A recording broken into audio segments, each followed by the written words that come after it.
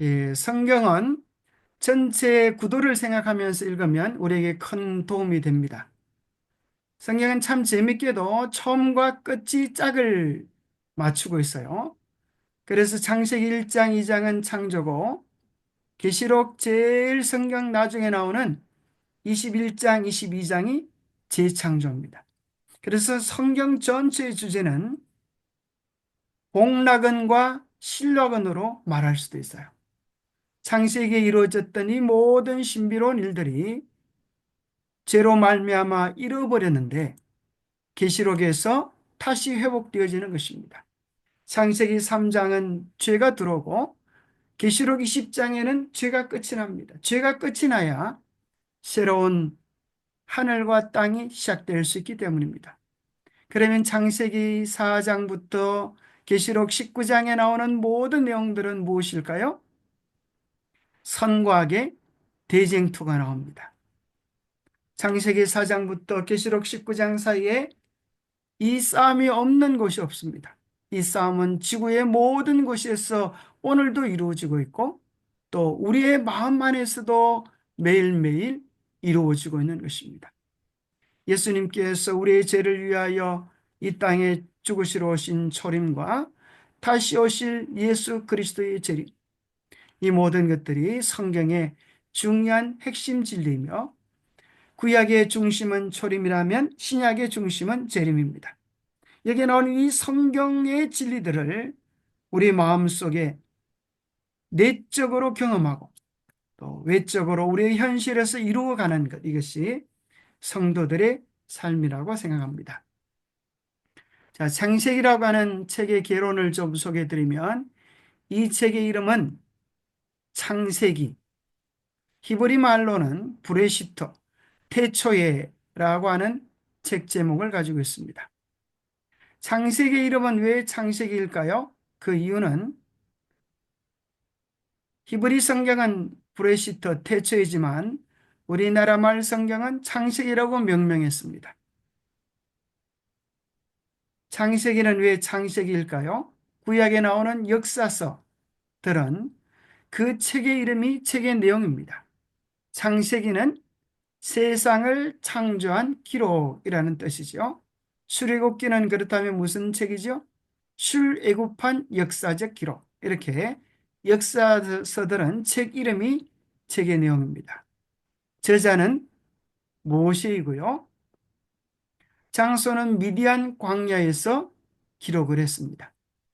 주제는 인류의 기원과 이스라엘의 기원에 대해서 기록했는데 이스라엘의 기원은 창세기 몇 장에서 시작이 될까요?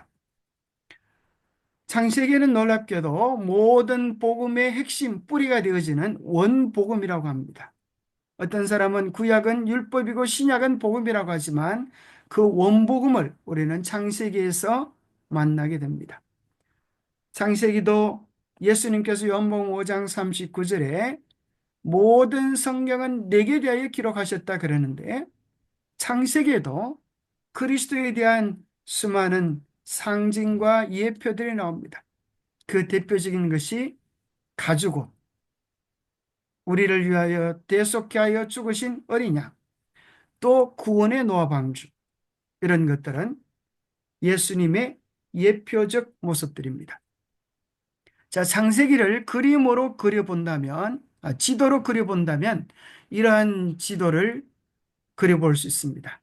자, 이 지도를 유심히 살펴보면 오른쪽 밑에 만이 있죠, 만. 거기고 두 강이 이렇게 흘러내려서 만에 도달합니다. 이 만의 이름은 페르시아 만이고 두 강의 이름은 무슨 강이죠? 유브라테스. 유프라테스와 티그리스입니다. 왜 우리는 이 두 강 사이를 에덴 동산으로 추정하는가 하면 창세기 2장에 보면 에덴 동산에서 네 강이 흘렀다고 하는데 그 강의 이름 중에 한 가지가 유프라데가 나옵니다. 그래서 흔히 이 두 강 사이, 여기 이곳을 에덴 동산이 있었던 곳으로 추정하고 여기 숫자 4가 적힌 이유는 이곳에서 4대 사건이 일어납니다. 우리 김원재 장로님 이 4대 사건이 뭔지 한번 얘기하실 수 있겠어요? 어디서? 에덴 동산에서 일어났던 4대 사건. 에덴에서 죄가 들어오고. 네, 죄가 들어오고 갑자기 시키니까 이제 어리벙벙한 것 같습니다. 자, 창세기를 얘기할 때 4대 사건과 4대 인물을 기억하면 좋겠습니다. 그래서 여러분 누구든지 언제든 질문을 받아도 창세기는 하나님께서 세상을 창조한 기록인데 4대 사건과 4대 인물로 나누어집니다. 이렇게 말할 수 있으면 창세기에 대하여 100점입니다. 아, 생각났다. 아, 났어요? 창조, 창조, 타락, 타락, 홍수, 홍수, 바벨. 바벨. 네, 정답입니다. 드디어 이제 제정신이 돌아왔습니다. 창세기에 있는 창조, 타락, 홍수, 바벨은 창세기 몇 장까지의 사건일까요? 11장. 네, 창세기 1장부터 11장까지의 사건입니다. 그래서 창세기 11장에서 우리는 바벨을 만납니다. 여기 바벨 적혀 있고 사라고 하는 글자가 있죠. 바로 이 내용은 전 인류의 역사를 다루어 주고 있습니다. 그리고 사자 끝에 보면 여기 갈대아 우르, 갈대아 우르 그러면 누가 생각이 나죠? 아브라함. 네, 아브라함. 여기서 하나님께서 갈대아 우르에서 아브라함을 부르셨어요. 약속의 땅으로 하나님의 부르심을 따라서 아브라함이 이동을 하게 되죠. 어, 그리고 이제 그 이동해서 약속의 땅 가나안, 하란에 도착하고 하란에서 더 나아가 가나안으로 도착합니다. 아브라함의 창세기는 네 명의 사람이 나오는데 대표적인 사람. 그래서 아브라함이 이삭이 이스라엘의 시작이고 네 명의 사람은 누군지 기억하십니까? 아브라함, 아브라함, 이삭, 이삭, 야곱, 야곱, 요셉. 네, 요셉입니다. 자, 사실은 야곱에게 12아들이 있는데 왜 12아들의 이름을 다 취급하지 않고 요셉은 몇 번째 아들이죠? 11번째. 11번째. 거의 막내와 같은데 왜 요셉이 창세기 하반부의 대부분을 차지하고 있을까요? 어떻게 생각하세요? 요셉이 자기의 가족을 구원한 사실은 예수께서 인류를 구원할 예표로 선택됐기 때문 아닐까요? 예, 참 좋은 대답이라고 생각합니다. 요셉을 통하여서 온 이스라엘이 구원을 얻죠. 그래서 요셉은 예수 그리스도를 예표하는 성경 속에 나와 있는 아주 중요한 인물입니다. 어떤 학자는 연구하기를 100여 가지 이상이나 요셉의 성애 속에서 예수님과 닮은 점들을 발견했습니다. 특별히 무엇보다도 요셉의 품성은 예수 그리스도의 사랑과 용서, 화평의 품성을 드러내기에 정말 적합하다고 생각합니다. 그래서 요셉이 형제들의 손에 팔려서 이집트로 종으로 팔려가고 그곳에서 기근이 들자 이스라엘 땅에 있던 형제들이 양식을 사러 애굽으로 나오는 그러다가 이제 이스라엘의 모든 가족들이 이집트로 이사를 오게 되었습니다. 이사 들어올 때 그 가족의 숫자는 몇 명 정도였을까요? 60명? 70명? 70명? 60? 자, 출애굽기 1장에 보면 그 숫자가 나옵니다. 출애굽기 1장 5절에 보면 야곱의 허리에서 나온 사람이 모두 70이요. 그랬습니다. 그래서 70명이 이집트에 들어와서 나갈 때는 60만 대군, 남녀 아이까지 포함된다면 약 200만으로 추정합니다. 그래서 창세기 지도는 창조에서 시작되었다가 요셉이 죽고 입관하는 것으로 맞춰지는 것으로 창세기는 맞춰집니다. 제 친한 친구 중에 한 사람이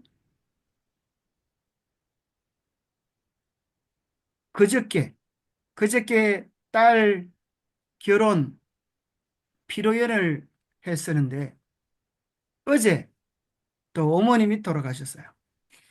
참 어떻게 인생이 이렇게 하루 결혼식이 있고 하루 장례식이 있고 참 제 많은 인생 속에서 아무도 벗어날 수 없는 삶의 굴레임을 생각하게 해주는 그런 시간이었습니다. 자, 다시 한번 정리하면 창세기는 4대 사건, 4대 인물로 정리할 수 있는데 4대 사건은 전 세계적인 것이고 4대 인물은 민족적 이스라엘의 탄생을 얘기해 주는 것입니다. 4대 사건은 창조, 3장에서 타락, 7장에서 노홍수의 사건이 일어나고 11장에서 사람들이 홍수가 와도 스스로 구원에 이르도록 바벨탑을 쌓습니다. 그러나 하나님께서 언어를 혼잡케 하심으로 언어별로 나누어 살게 되므로 흔히 역사 속에서 일어나는 4대 문명의 발달로 나누어지게 되고 어족별로 모여지게 되는 것 같습니다. 4대 인물은 12장의 아브라함, 24장의 이삭, 27장의 야곱, 그리고 요셉의 생애는 37장부터 50장을 다루어주면서 창세기가 마쳐지게 됩니다. 자, 특별히 창조에 대한 창세기 1장 1절부터 2절에 보면 자, 이런 질문을 우리가 한번 해볼 수가 있겠는데요. 하나님께서 첫째 날 뭘 만드셨어요? 빛을 만드시고 예, 하나님께서 첫째 날 빛을 만드셨어요. 하나님께서 제일 먼저 뭘 만드신 거요? 빛을 만드신 거죠. 자, 한번 퀴즈를 한번 내보겠습니다. 근데 창세기 1장 1절에 보면 태초에 하나님이 천지를 창조하시니라 그러셨어요. 그러면 천지, 하늘과 땅은 몇째 날에 만드신 거예요? 태초에. 대체. 우리는 사실 이제 빛을 먼저 창조하신 것 같은데 빛을 먼저 창조하시기 전에 태초에 천지를 창조해 놓으셨다 하는 사실을 창세기 1장에서 보게 되었습니다. 어쩌면 태초이라고 하는 것은 하나님께서 영원한 시간 속에서 지구를 위하여 시간과 공간을 창조하셨다고 이해할 수 있습니다. 영원한 시간 속에서 하나님은 특별한 구속을 위한 물리적 시간과 공간을 만드셨습니다. 그리고 이 지구에서는 지구의 상태가 2절에 묘사해 주고 있는데 큰 소리를 한번 읽어 주시겠어요? 2절. 땅이 혼돈하고 공허하며 흑암이 깊음 위에 있고 하나님의 영은 수면 위에 운행하시니라. 여기 중요한 세 가지 단어가 나오죠. 하나님께서 창조하시기 전에 지구의 상태가 뭐라고요? 혼돈, 온돈, 공허, 공허, 흑암. 흑암. 이러한 상태 속에 하나님의 영, 성령께서 수면 위에 운행하셨는데 하나님께서 창조를 하시자. 자, 혼돈이 무엇으로 변하고 질서, 공허가 혼돈이 질서로 변하고 공허가 충만, 충만으로 변하고 흑암이 밝음, 빛. 빛으로 변하는 역사가 일어납니다. 그래서 놀랍게도 창조의 세 가지 특징이 혼돈에서 질서로, 공허에서 체험으로, 흑암에서 빛으로 하는 특징을 가지게 됩니다. 그리고 재밌게도 이 표현은 땅, 아담의 이름이 그죠? 히브리 말로 아담아, 흙이라는 소리였어요. 마찬가지로 이 땅, 흙으로 만들어진 인간의 모습은 하나님을 만나기 전에는 이러한 세 가지 상태를 벗어날 길이 없는 것입니다. 혼돈, 무질서인 것입니다. 무엇이 삶에서 우선순위인지, 무엇이 참된 가치가 있는지를 알지 못합니다. 무엇이 내 삶에서 정말 소중한 것인지를 깨닫지 못하고 많은 사람들이 순간적인 즐거움을 찾아서 불나비처럼 살다가 사라지는 운명을 경험하기도 합니다. 두 번째는 공허입니다. 아무리 많은 것을 가지고 먹어도 마음의 허전함을 채워줄 수가 없습니다. 세 번째는 흑암, 어둠, 절망인 것입니다. 아무리 많은 것을 가지고 많은 것을 배워도 결국 사망이라고 하는 인간의 깊은 절망과 죄의 문제라고 하는 한계를 뛰어넘지 못합니다. 그러나 성령께서 우리 안에 역사하시면 혼돈에서 질서가 생기고 허전했던 삶이 충만해지고 어둠 속에 있던 삶이 빛으로 나오게 됩니다.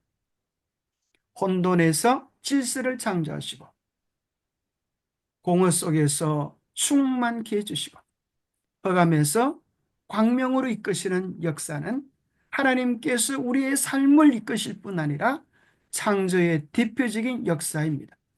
그래서 창세기 1장에는 무엇과 무엇을 나누시는가 하면 구별, 빛과 어둠을 나누시고 둘째 날에는 궁창 위의 물과 궁창 아래의 물, 궁창은 대기권을 이야기합니다. 대기권 위에 물과 대기권 아래의 물을 나누시고 셋째는 땅과 물, 땅과 물과 땅, 땅과 물과 땅을 분리하시고 식물을 창조하십니다.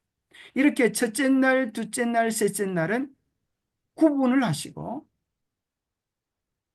창조의 제2부 체험의 창조에서는 구분했던 것을 채우십니다. 첫째 날 구분하신 다음에 그 천체에 해와 달을 창조하시고 별에게 역할을 부여하십니다. 여러분 참 재미있게도 해와 달을 넷째 날에 뭐라고 묘사하십니까? 성경에 보면 해와 달이다 이렇게 이야기하지 않고 16절 한번 읽어보실래요? 하나님이 두 큰 광명체를 만드사 큰 광명체로 낮을 주관하게 하시고 작은 광명체로 밤을 주관하게 하시며 또 별들을 만드시고. 예, 여기 보니까 큰 광명체, 우리가 말하는 해, 작은 광명체는 달이죠. 성경에는 창세기 1장에 해, 달이라는 표현이 없습니다. 왜 큰 광명체, 작은 광명체라고 표현하셨을까요? 하나님을 알지 못하는 대부분의 나라에서는 해와 달이 신격화되어져 있습니다. 히브리 성경은 의도적으로 그들은 신이 아니고 하나님의 창조의 하나님께서 창조하신 창조물, 빛을 전달하기 위한 도구에 지나지 않는다. 큰 광명체, 작은 광명체에게 지나지 않는다라는 그런 의미에서 그렇게 표현하신 것 같습니다.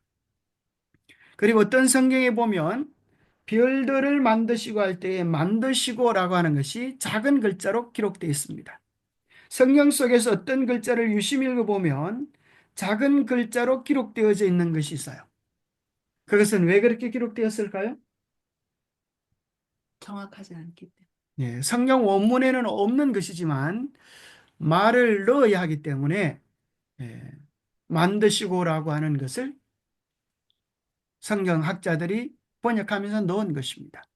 그럼 별을 만드시고라고 하는 것을 왜 만드시고라고 하는 것을 작은 글자로 기록했을까요? 사실은 태양계가 창조되어지기 전에 이미 별들은 이미 존재했다고 하는 사실을 이야기해 주고 있습니다. 자, 닷새 날에는 둘째 날 하늘과 바다를 대기권 아래의 바다를 물을 만드셨는데 닷새 날에는 그것을 채우십니다. 하늘과 바다를 하늘에는 조류로 바다에는 어류로 채워주십니다. 셋째 날에는 땅을 만드셨는데 여섯째 날에는 땅에 수많은 동물들과 사람을 마지막으로 창조하셨습니다. 그래서 사람은 창조의 글작품이요 완성입니다. 자, 이 창조의 모습은 정말 하나님께서 인간 세계를 질서와 조화, 목적이 있도록 만드셨음을 우리로 보게 해줍니다. 하나님께서 말씀 한마디면 천지를 창조하실 수 있지 않겠습니까? 그런데 왜 이렇게 구체적으로 구별을 하시고 채우시고 마지막에는 이 날을 기념하고 생각하도록 안식일을 하나님께서 만들어 주셨을까요? 자, 성경을 유심히 읽어보면 하나님은 몇째 날에 창조를 마치셨을까요? 여섯째 날. 여섯째 날이라고 생각하기 쉽지만 성경을 유심히 읽어보면 자, 창세기 2장 1절을 보겠습니다. 하나님께서 언제 창조 사업을 마치셨는가? 일곱째 날. 천지와 만물이 다 이루어집니다. 천지 만물, 물리적 세계를 창조하신 것은 여섯째 날까지 하셨습니다.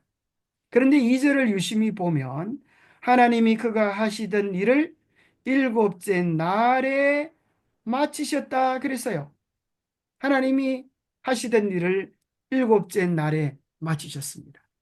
그러면 제7일에는 무슨 어떤 창조를 해 주신 것입니까? 인간을 위한 쉼과 축복의 날 안식일을 창조해 주신 것입니다. 그래서 이 성경을 유심히 읽어보면 창세기 2장 1절을 여러분들이 개역 개정과 개역 성경을 읽어보면 차이가 있습니다. 자, 한번 개역 옛날 개역판으로 한번 개역 한글로 창세기 2장 1절 한번 읽어보세요.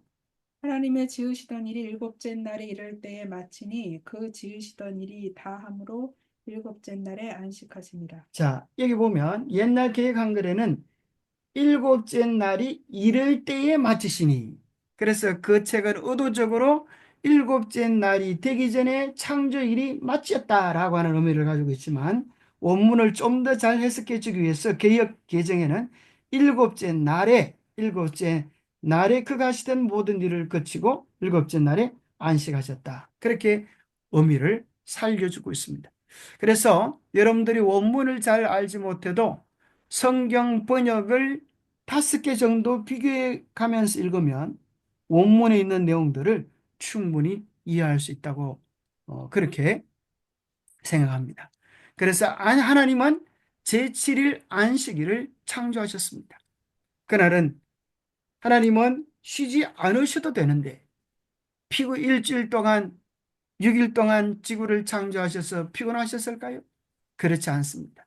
하나님께서 우리와 당신이 만나는 날, 하나님과 교제하는 날, 하나님을 예배하며 인간이 어디서 와서 어디로 가는지 자기 자신을 깊이 살피며 하나님 만드신 천지 만물을 누리는 날로, 어둠에서 빛으로 가는 날로 제7일 안식일을 하나님께서 창조해 주신 것입니다. 오늘날 많은 사람들이 이것을 중요하게 여기죠. 옛날에는 우리나라 사람들이 일만 하는 것을 중요하게 여겼는데 요즘은 일과 쉼의 밸런스, 그걸 뭐라 그러죠?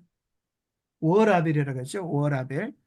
예, 일과 쉼의 균형, 조화, 이것을 통하여 삶은 훨씬 더 윤택한 그런 시간들을 누릴 수 있습니다. 우리가 이 안식일을 맞을 때 일주일 동안 너무 힘들게 수고해서 이날은 쉬는 날이다.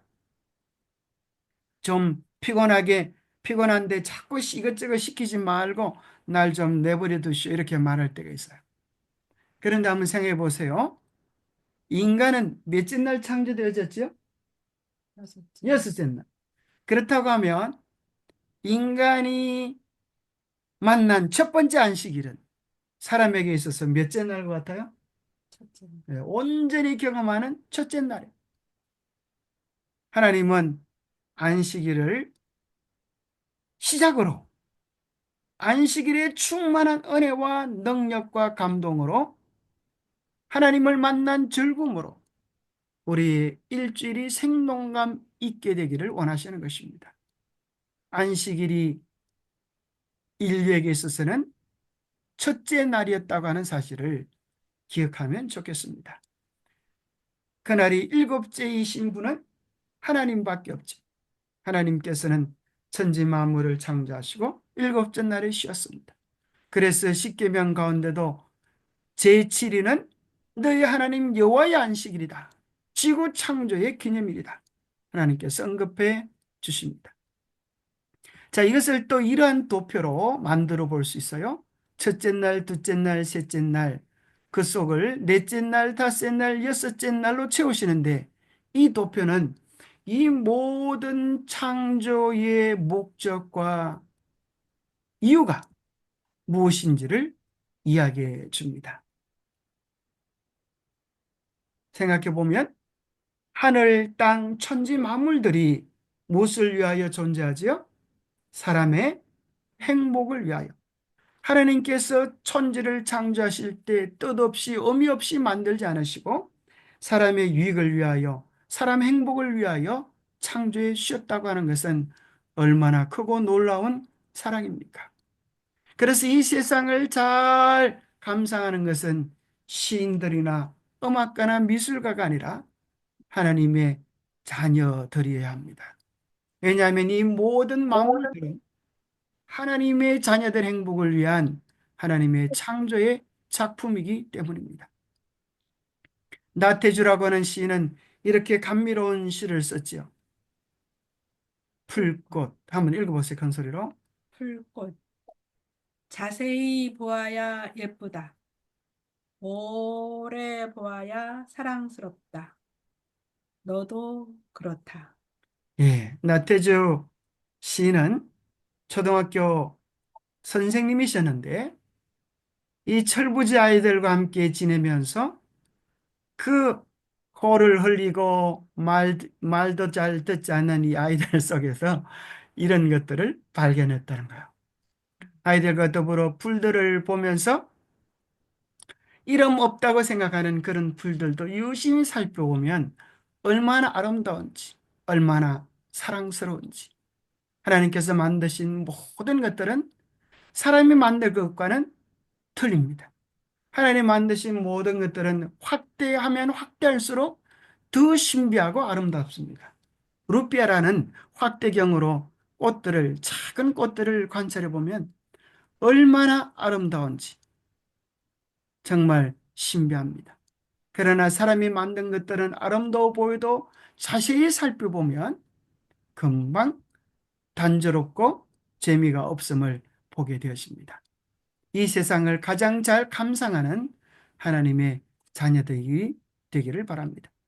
자, 특별히 창세기 1장은 우리에게 있어서 창조주 신앙을 이야기합니다. 성경은 어느 구절도 이 천지 만물이 어떤 원리로 창조되었는지를 소개해 주잖아요. 성경은 누가 창조하셨냐 하는 것에 관점을 맞춥니다. 너희는 눈을 들어 누가 이 모든 것을 창조하였나 보라. 누가 우리 인생을 만드시고 누가 이 천지 만물을 돌보시는가 생각해 보라 하십니다. 시편 100편 3절 한번 읽어 주시겠어요? 여호와가 우리 하나님이신 줄 너희는 알지어다. 그는 우리를 지으시니요 우리는 그의 것이니 그의 백성이요 그의 기르시는 양이로다. 여호와가 우리 하나님이신 줄 너희는 알지어다. 참 놀라운 선포죠. 여호와 하나님이 우리 하나님, 우리를 창조하시고 지구를 만드시고 돌보시는 분이신 줄 너희는 알아라. 그는 우리를 지으신 이시기 때문에 우리는 그분의 것이요 그분의 백성이요 그의 기르시는 양이로다.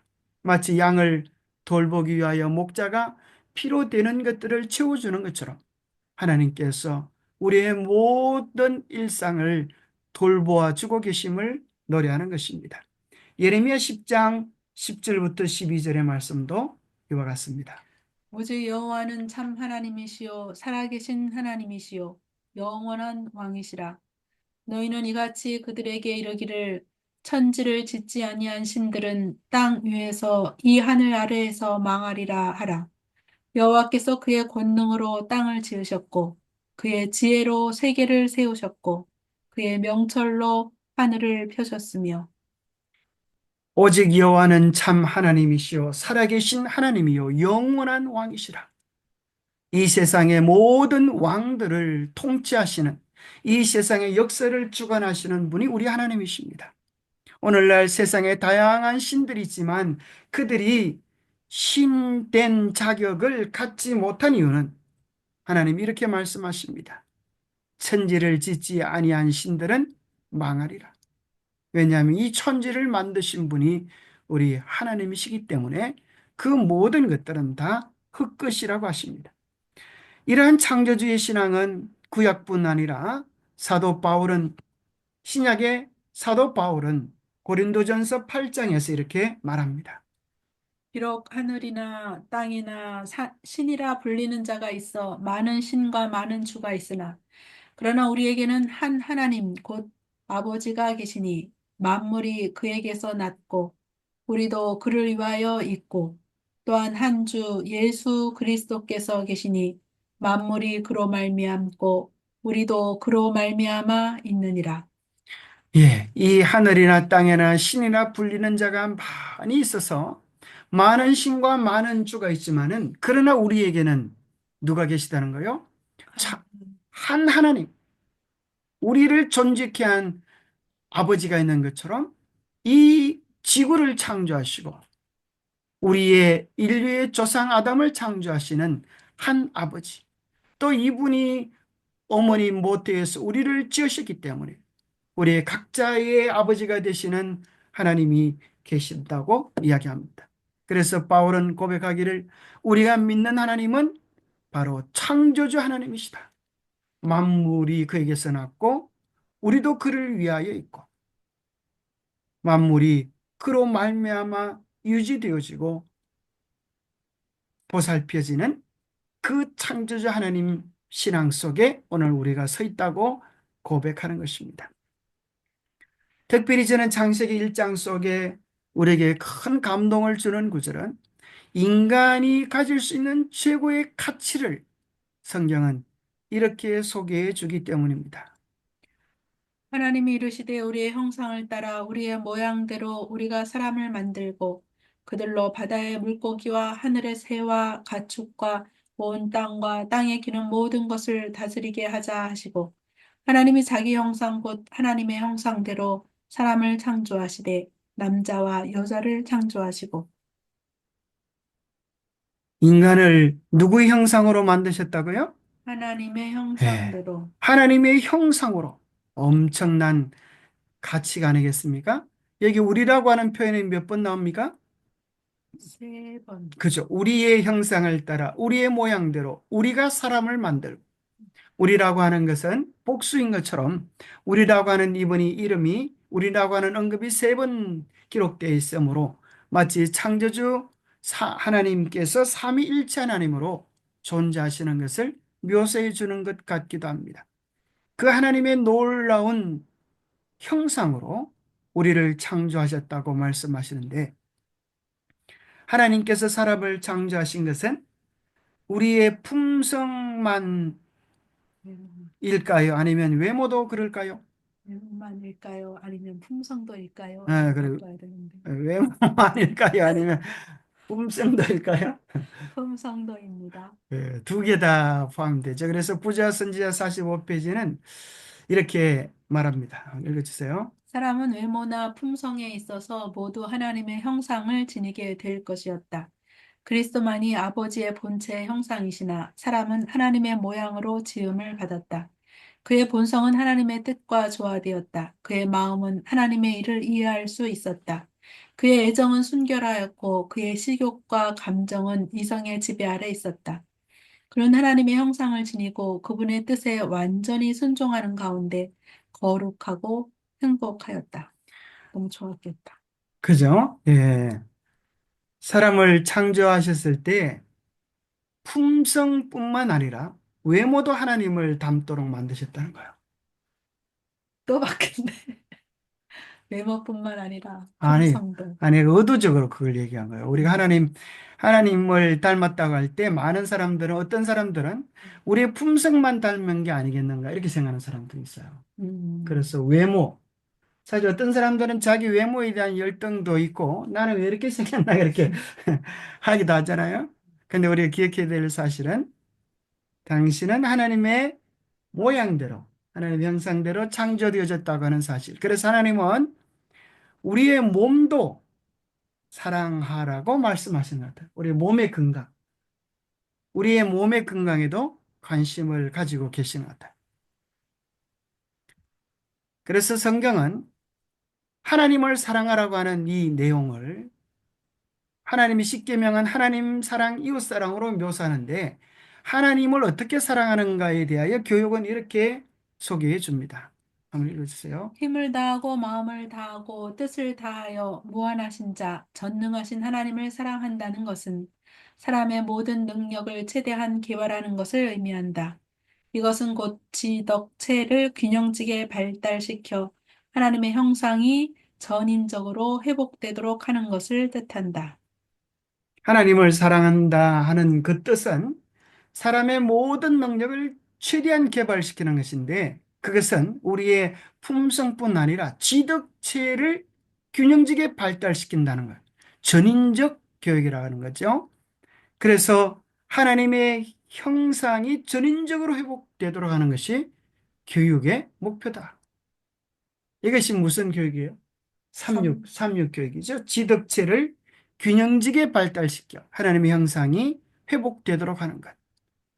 그러니까 하나님이 창조하셨을 때는 예. 외모뿐만 아니라 품성도 하나님을 닮아서 음, 이거를 뭐 균형지게 발달시킬 필요가 없었는데 죄로 인해서 그렇죠. 네, 오늘날에는 죄로 인하여, 그죠? 우리의 몸도 지식도 또 영적인 것도 망가져 아니 있죠. 그때도 발달시킬 필요가 있었을까요? 계속해서 발달하는. 예, 당연히 발달시킬 필요가 있죠. 왜 그런가 하면 하나님의 품성이 아름다운 영원하니까 계속 그때도 더 시킬 필요가 있죠. 취직기 전보다 쉬웠겠네요. 그렇죠. 에덴 동산에서는 뭐 놀고 먹는 게 아니라 그죠? 하나님께서 이 만물을 관리하고 돌보도록 하셨어요. 하나님은 우리에 대하여 가장 잘 아시기 때문에 죄 짓기 전에도 일이 있었다고 하는 것. 그죠? 하나님께서 우리의 행복이 무엇인지를 잘 아신다는 것이죠. 자, 사람을 사랑하라고 하는 명령은 이런 의미를 가지고 있습니다. 사랑의 율법은 하나님과 동료 인간들을 위해 몸과 마음과 목숨을 다하는 헌신적인 봉사를 하라는 하라고 요구한다. 이러한 봉사는 우리로 하여금 다른 사람에게 축복이 되게 하는 동시에 우리 자신에게도 큰 축복을 가져다 준다. 이타적인 정신은 모든 참된 발달의 기초이다. 이타적인 봉사를 통하여 우리의 모든 재능이 최대한으로 개발된다. 이러한 일이 계속될 때 우리는 신의 성품에 참여하는 자가 된다. 자, 한마디로 말하면 이웃을 사랑하라고 하는 것은 어떤 뜻이죠? 이타적인 봉사를 하라. 그죠? 이타적인 봉사, 이타적인 사랑, 무화적인 사랑을 경험하라는 거예요. 그것이 곧 하나님의 성품의 회복이다. 예, 그죠? 그걸 위해서 공부하고 그걸 위해서 돈을 버는 거예요. 네, 그렇죠. 그래서 하나님의 형상을 담도록 창조했다라고 하는 것을 다른 표현을 한다면 이타적 사랑의 존재로 창조하셨다는 것 같아요. 다른 음, 사람의 행복 속에서 그 행복을 느끼도록 하는. 그래서 우리나라 속담에 아이들에게 이렇게 말하죠. 이놈아, 너 잘 되라고 공부하라고 하지. 공부해서 남주냐? 공부해서 남주냐? 그런 말이 있지만 공부해서 남줘야 되네. 우리가 공부해서 남주도록, 그 그죠? 정신으로 하면 잘할 수 있겠네. 그 정신으로 우리가 공부하기를 바라는 것이 주님의 뜻입니다. 다른 사람의 행복을 위하여 우리가 수고할 때 그의 모든 재능이 최대한 개발되는 비결이라고 말씀하십니다. 음. 자기만을 위하여 사는 것이 아니라 다른 사람의 행복을 위하여 사는 것. 이것이 가장 인생을 잘 사는 것이고 하나님의 성품을 회복하는 것이다. 또 특별히 저는 이 하나님의 형상으로 창조되어졌다고 하는 것이 무엇일까를 생각하다가 아마도 관계적 존재로 창조하셨다는 것이 아닐까 이런 생각을 해봤어요. 하나님은 영원 전부터 삼위일체 하나님으로 존재하셨습니다. 성부, 성자, 성령 세 분이 동등되어 주셨어요.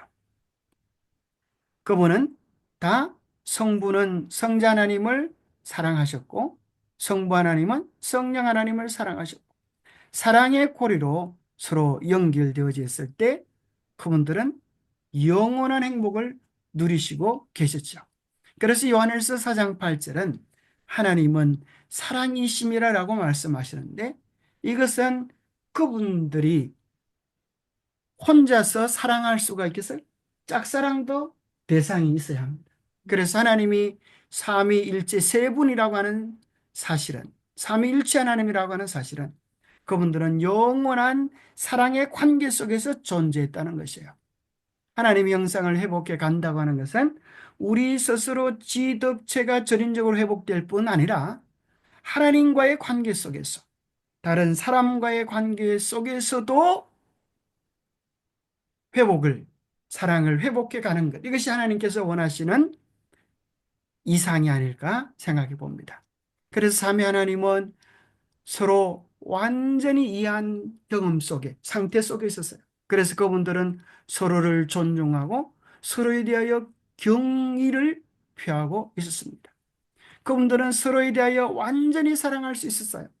이타적인 사랑 속에 그분들은 행복을 누릴 수 있었습니다. 그분들은 완전히 협력하셨어요. 질서 있는 역할 분담을 통하여 창조와 구원이 정말 효율적으로 이루어질 수 있었습니다. 세 분은 완전한 조화 속에서 하나됨을 누렸습니다. 그 속에 행복이 있고, 그 속에 구원이 있고, 그 속에 즐거움, 감동이 있는 것입니다. 자, 마지막으로 한 문제만 하고 마치겠습니다. 자, 우리가 흔히 이제 에덴 동산에서 우리 인간이 무슨 옷을 입었나 그렇게 하면 많은 그림들이 이렇게 빨가벗은 아담, 빨가벗은 하와 그렇게 그려놔가지고 에덴 동산에서 빨가벗은 그런 모습으로 묘사해 주죠. 자, 에덴 동산에서 입었던 옷은 무슨 옷일까요? 인- 영광이요. 인간은 벌거벗은 옷이 아니라 영광의 옷을 입고 있었어요. 그 말씀이 어디 나오죠? 자, 아담과 그의 아내 두 사람이 벌거벗었으나 부끄러워하지 아니하니라. 벌거벗은 것 아닐까 싶지만 창세기 1장 27절에는, 창세기 1장에는 하나님께서 인간에게 빛을 입게 해주셨다는 표현이 안 나오고 하나님의 형상대로 창조하셨다는 것만 나와요.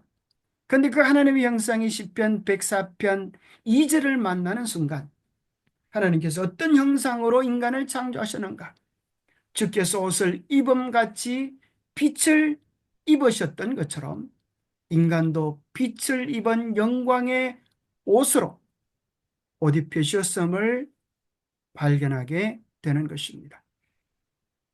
욥기 18장 5절에 보면 악인의 빛은 꺼지고 그의 불꽃은 빛나지 않을 것이다. 죄로 말미암아 잃어버리는 모습에 대하여 15절에는 악인에게는 그 빛이 차단되어지고, 그러나 다시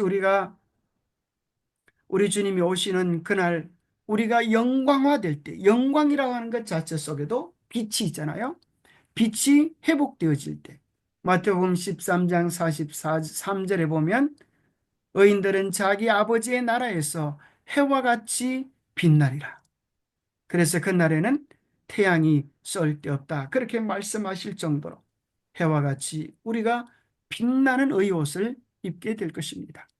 에덴 동산에서 있었던 의식주 생활들은 창조 때와 타락 때와 회복 때로 비교해 보면 성경 전체의 흐름을 이해할 수 있습니다. 에덴 동산에는 무슨 참 신기하게도 먹는 것이 중요한데 사람들은 식의주라고 이렇게 이야기하지 않고 흔히 의식주라고 이야기합니다. 그죠? 옷이 먼저예요. 옷은 왜 중요하죠? 우리의 품성을 뜻하는 것 같아요.